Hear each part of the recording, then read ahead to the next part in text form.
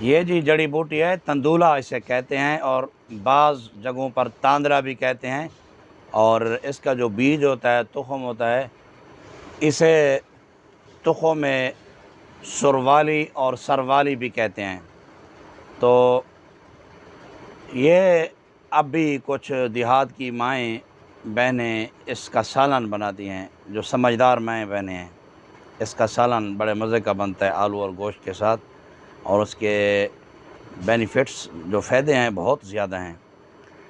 کثرت حیض ہو، جن عورتوں کو کثرت ہو حیض کی، یعنی 10 دن سے اوپر حیض آئے، تو استحاضہ کی بیماری ہو، تو پھر اس کو دہی کے ساتھ ملا کر دینے سے، اس کا سفوف ہو یا اس کے تازہ پتے ہوں، دہی کے ساتھ ملا کر دینے سے بہت فائدہ ہوتا ہے۔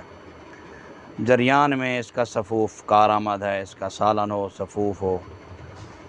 اور اسی طرح جن عورتوں کو احتلام ہوتا ہو، مردوں کو احتلام ہوتا ہو، عورتوں کو لیکوریا ہو، منی جراثیم کم ہو، منی پتلی ہو، تو اس کا سفوف فائدہ مند ہے، اس کا بیج پتوں کا سفوف فائدہ مند ہے۔ صفرا کا غلبہ بہت زیادہ ہو، صفرا ہو، ہاتھ، پاؤں اور منہ سے بالکل جو یہ چہرہ ہے یہ پیلا ہو گیا ہو، خون ختم ہو گیا ہو، جگر خون بنانا چھوڑ گیا ہو، اس کا سفوف استعمال کریں، بہت فائدہ ہوگا۔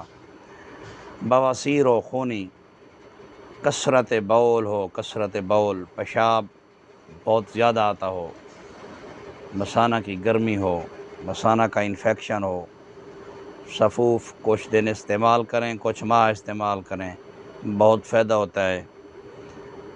اور یہ بھی بات آپ کو بتا دوں، اس کا مزاج سرد خشک ہے۔